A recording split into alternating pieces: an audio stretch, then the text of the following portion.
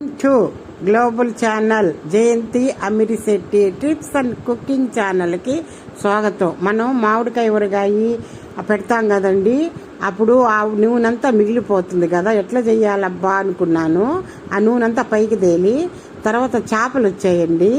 చేపలు వచ్చిన తర్వాత చేపలు మనం తీసుకునేటప్పుడు మంచి గిండిలు మొప్పలు చూసి తీసుకోవాలండి.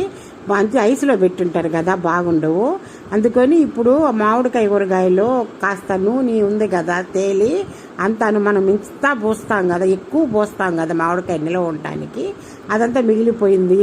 అప్పుడు మనం ఏం చేయాలంటే ఈ చేపలన్నీ శుభ్రం చేసుకొని పొయ్యి మీద కళాయి పెట్టి దానిలో కొద్దిగా ఈ టమోటా, పచ్చిమిరపకాయ, ఎర్రగడ్డ, ఈ తిరమాత గింజలు అన్నీ వేగేంత వరకు కొద్దిగా కాసింత ఒక స్పూను నూనె వేసి అవన్నీ వేయించి తర్వాత ఉప్పు, కాసింత కారము, పసుపు, ధనియాల పొడి ఇవన్నీ వేసి చేపలు, మామిడికాయ ముక్కలు అన్నీ వేసి తర్వాత చింతపండు పులుసు పోసేసేయాల. చింతపండు పులుసు పోసాక ఈ నూనె ఉంది కదండి మామిడికాయలో, ఆవుకాయలో నూనె, అదంతా చాలా మనం నిల్వ ఉంచడానికి ఎక్కువ నూనె పోసి చేస్తాం కదా, ఈ బద్దలన్నీ అయిపోయినాక నూనె మిగిలిపోద్ది.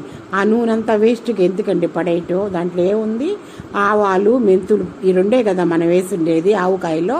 చేపల కూరలో ఈ నూనె కానీ వేసామంటే సూపర్ టేస్ట్గా ఉంటుంది, అంత బాగుంటుందండి. ఈ చేపల పులుసులో కానీ ఇది కానీ వేసింటే అంటే మగ్గు ఉంటుంది కదా, బాగుంటుంది కదా, అదంతా వేసి మూత పెట్టేసేయాల. తర్వాత ఉడికిపోద్ది, బాగా ఉడికిపోయిన తర్వాత మూత తీసి దాంట్లో కొత్తిమీర సన్నగా తురుముకొని ఆ కొత్తిమీర అంతా దాంట్లో వేసేసేయాల.